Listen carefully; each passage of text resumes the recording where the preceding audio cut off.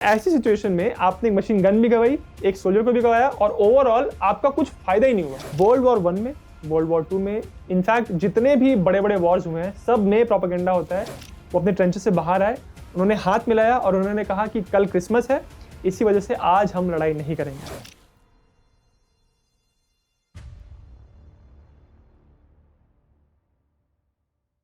इस फोटो को देखिए, ये फोटो है वर्ल्ड वॉर 1 के जर्मन आर्मी की एक मशीन गन की। इस मशीन गन से रिलेटेड एक बहुत ही कुख्यात यानी नेगेटिव तरीके से एक फेमस किस्सा है जिसकी आज तक लोग बात करते हैं। कुछ लोग कहते हैं कि किस्सा बहादुरी का है और कुछ लोग कहते हैं कि ये दरिंदगी का एक किस्सा है। पर इस किस्से को समझने से पहले आपको वर्ल्ड वॉर 1 की थोड़ी सी हिस्ट्री जाननी पड़ेगी। जब वर्ल्ड वॉर 1 स्टार्ट हुआ था यूरोप में, तो जर्मनी दो फ्रंट्स पे लड़ाई कर रहा था, यानी दो तरफ से लड़ाई कर रहा था। एक ईस्टर्न फ्रंट पे वो लड़ रहा था रशिया के साथ और वेस्टर्न फ्रंट पे वो लड़ रहा था ब्रिटेन और फ्रांस के कोalition के साथ। तो जब वर्ल्ड वॉर स्टार्ट हुआ था 1914 के अगस्त के महीने में, तो स्टार्टिंग से लेके सितंबर के महीने तक बहुत तेजी से जर्मन आर्मी ने फ्रांस के ईस्टर्न हिस्से पे बहुत तेजी से हमला किया। पर सितंबर के महीने में जब फ्रांस की आर्मी ने फाइनली जर्मनी को रोका, वो बैटल था the first battle of the मान। और इस बैटल में जो जर्मन आर्मी इतनी तेजी से आगे बढ़ रही थी फ्रांस के अंदर, वहां पे आके उनको रुकना पड़ा। तो फ्रांस के लिए इस लड़ाई को एक जीत माना जाता है और जर्मनी के लिए भी एक तरह से हार है, क्योंकि इसके आगे वो फ्रांस पे बढ़ नहीं पाए और पेरिस पे वो पहुंच नहीं पाए। तो कुल मिला के इस लड़ाई के बाद ये दोनों आर्मीज, एक तरफ फ्रेंच आर्मी थी, एक तरफ जर्मन आर्मी, वो आमने सामने हो गई और वो अपनी जहां पे वो लोग खड़े थे वहीं पे गड्ढे खोद के उस गड्ढे के अंदर बैठ गए। इन गड्ढों को ट्रेंचेस कहा जाता है। हालांकि मैं इसको गड्ढा कह दे रहा हूँ, बट वो बहुत लंबे लंबे गड्ढे थे। मतलब आप समझ लीजिए कि आपने खोदना शुरू किया और उसकी इतनी गहराई है कि आसानी से एक इंसान उसमें खड़ा हो जाएगा और उसके सर के ऊपर फिर भी जमीन रहेगी, इतना वो गहरा होता था। और अगर लंबाई की बात करूं मैं, तो ये ट्रेंचेस 300 किलोमीटर से भी ज्यादा लंबे थे।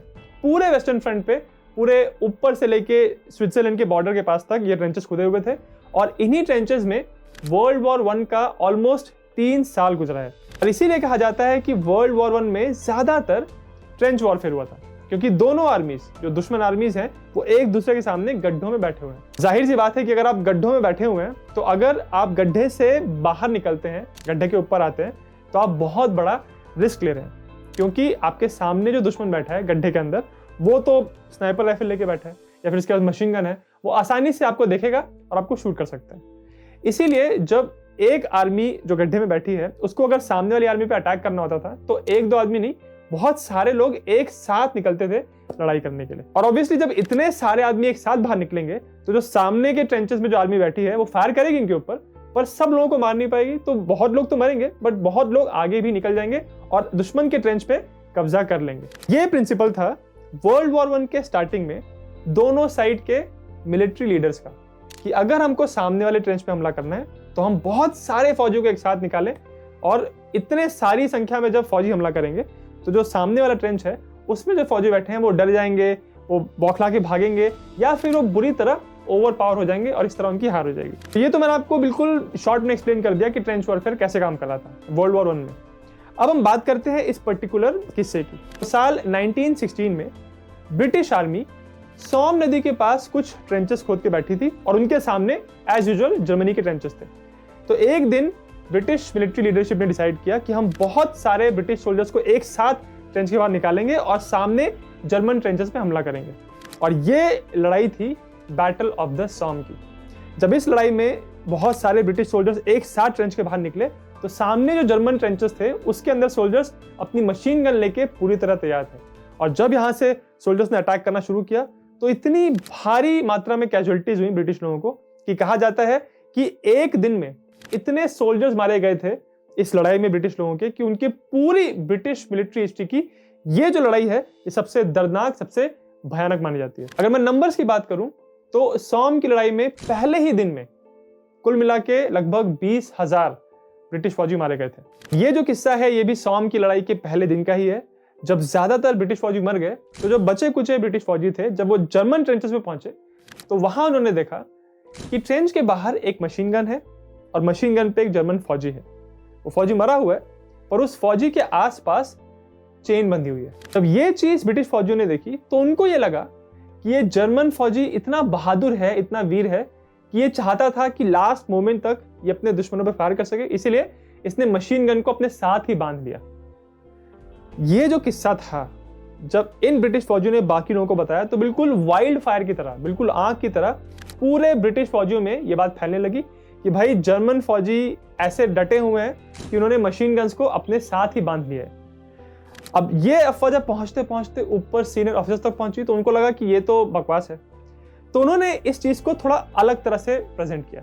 उन्होंने ये कहा कि जर्मन मिलिट्री लीडरशिप इतनी निर्दयी है, इतनी दर्दनाक तरह से अपने सोल्जर्स को ट्रीट कर रही है कि उन्होंने जानबूझ के अपने मशीन गनर्स के आसपास ये बेड़ियां बांध दी हैं ताकि वो भाग ना सके। तो अब इसी कहानी के दो पहलू हो गए। एक पहलू में थी बहादुरी और वीरता, और दूसरे पहलू में थी कि अब जर्मन आर्मी हारने वाली है तो उसके लीडर्स इतने डेस्परेट हो गए हैं कि वो चाहते हैं कि उनके सोल्जर्स फायर करते करते मर जाएं बट भाग ना पाएं, सरेंडर ना कर पाएं। ये जो मशीन गन वाला और जर्मन फौजी वाला किस्सा है, ये आज भी यानी सॉम की लड़ाई के 100 साल के बाद भी इतना कुख्यात है क्योंकि ये दिखाता है कि जर्मन मिलिट्री लीडरशिप, उनके लीडर्स इतने डेस्परेट हो गए थे कि उन्होंने अपने फौजियों को मशीन गन के साथ बांध ही दिया था। पर इस अफवाह में या इस स्टोरी में, इस रीजनिंग में कितनी सच्चाई है? अगर इस पूरे किस्से को प्योरली मिलिट्री स्ट्रैटेजी और एक लॉजिक के स्टैंड पॉइंट से देखें तो बहुत सच्चाई नजर नहीं आती है। सबसे पहला पॉइंट, जो उस जमाने की वर्ल्ड वॉर 1 की, स्पेशली 1916 में जो सॉम की लड़ाई में मशीन गन्स यूज हुई थी जर्मनी की, वो बहुत बड़ी होती थी और बहुत भारी होती थी। तो उनको कैरी करने के लिए जनरली 3 फौजी लगते थे। मशीन गन्स के अंदर कुछ मेटल के हार्नेस लगे हुए थे जिनको पकड़ के सोल्जर्स उसको, मशीन गन को यहां से वहां मूव करते थे। तो ऐसा हो सकता है कि जब उस सोल्जर को गोली लगी तो वो उस मशीन गन को उठा के एक जगह से दूसरी जगह लेके जा रहा था, उसको गोली लगी और वो वहीं गिर गया, और इसी वजह से जब वो गिरा हुआ मिला, उसकी डेड बॉडी मिली, तो उसकी बॉडी के आसपास वो चेन लगा हुआ था। और उस चीज को लोगों ने ये कहानी बना दी कि ये इतना शूरवीर योद्धा है कि ये मशीन गन को अपने साथ बांध के ही मर गया। अच्छा, ये तो हो गई एक बात। दूसरी बात ये है कि पूरा पहला विश्व युद्ध 4 साल चला था। अगर असल में ये बात होती कि जर्मनी के मिलिट्री ऑफिसर्स अपने जवानों को, अपने सिपाहियों को मजबूर कर रहे होते कि तुमको मशीन गन अपने आसपास बांध के रखनी है, तो बहुत सारे सोल्जर्स वहां विद्रोह करते, म्यूटिनी होती और ये लड़ाई इतनी लंबी चलती ही नहीं।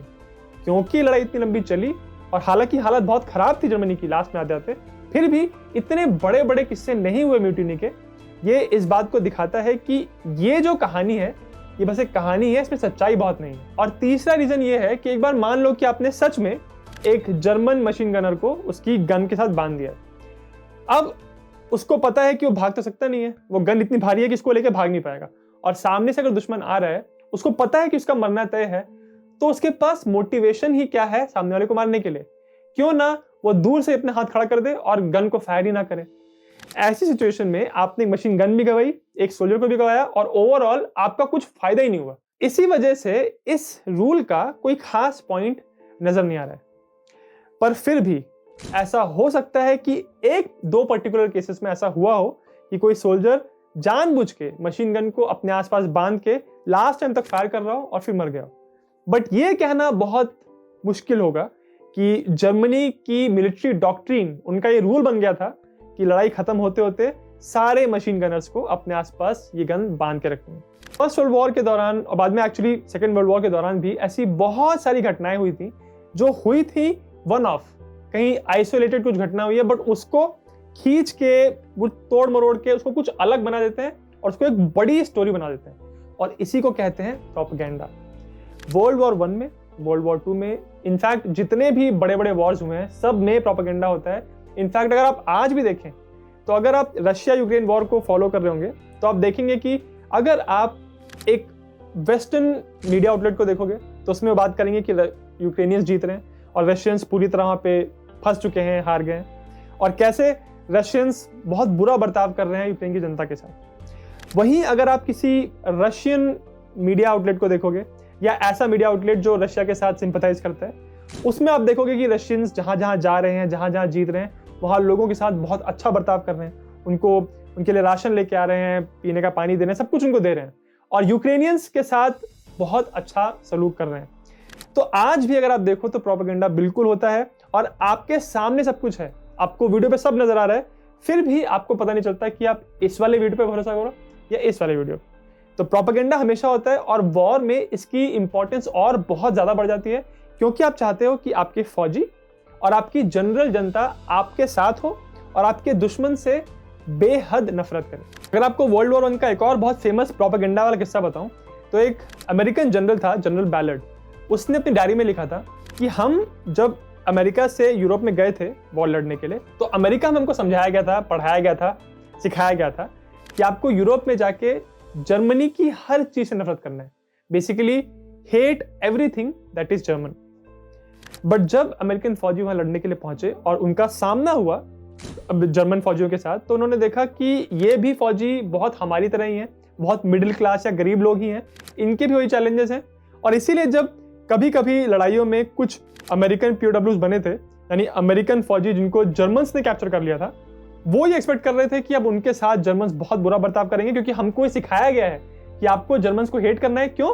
क्योंकि जर्मन्स आपको हेट करते हैं। बट इन फौजियों के साथ अच्छा बर्ताव हुआ। इनको उम्मीद नहीं थी कि हमारे जो घायल सिपाही हैं, जो कैप्चर कर लिए गए हैं, उनको लग रहा था कि उनको मार दिया जाएगा, बट नहीं, जर्मन्स ने उनका इलाज किया, उनको ठीक तरह से उनके साथ पेश भी आए।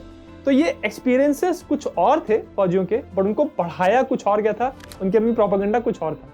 तो इसी वजह से उस जनरल बैलेट ने भी कहा था कि हम जो सोच के गए थे कि hate everything that is German, उस चीज को हम फॉलो नहीं कर पा रहे थे, हमारे फौजी उस पर बिलीव नहीं कर पा रहे थे, क्योंकि रियलिटी कुछ और थी।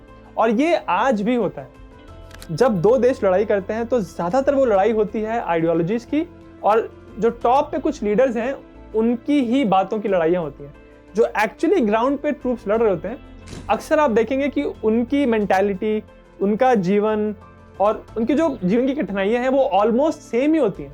तो इंडिविजुअली दुश्मन नहीं होती है, बट क्योंकि आपकी लीडर्स ने कह दिया कि वो आपका दुश्मन है, वो बहुत विलन है, उसने बहुत बुरा बर्ताव किया, तो आपको वही सोच के जाना है और उसी वजह से उसके ऊपर आपको हमला करना है। हालांकि किसी जर्मन फौजी को एक मशीन गन से बांध दिया हो, यह किस्सा शायद पूरी तरह सच ना हो, पर वर्ल्ड वॉर 1 में ऐसे बहुत सारे किस्से हुए थे जिनको जब आप सुनोगे तो आपको लगेगा कि ये झूठ है, ऐसा हो ही नहीं सकता। इसका एक किस्सा 1914 के क्रिसमस के टाइम का है।